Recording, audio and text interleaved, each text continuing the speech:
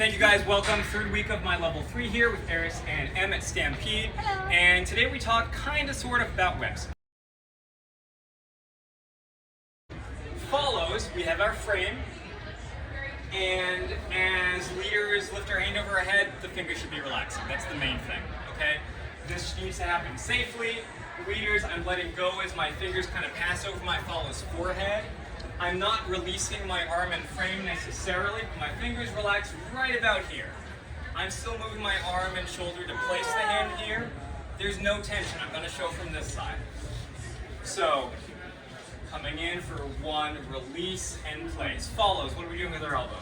Elbow is in line with the floor. We are not chicken winging it, because if we chicken wing it during the later move, something's going to get clocked. We don't want that. Probably not the follow. So we go here and I brush this hand and I go, ah, and it comes down and across.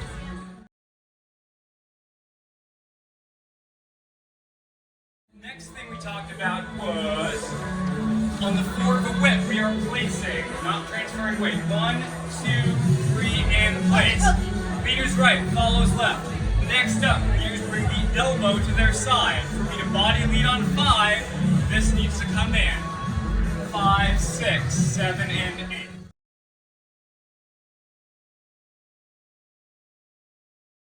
From there we talked about the same kind of count delay thing on prep for free spins. So 1 and then placing on 2. And leaders, I'm not dragging them through the middle. I want to prep out in front of myself. I should be able to do things with this, okay?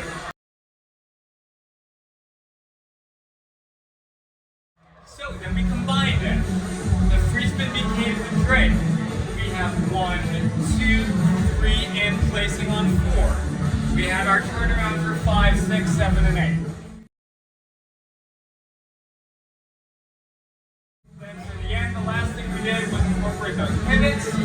We have 1, we waited for 2, 3, and place. We bring in with the elbow, leaders step around on 5, land on 6.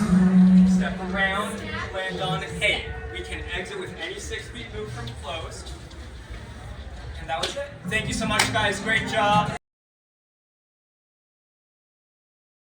As always, shoot me videos, questions, comments anytime. I teach privates.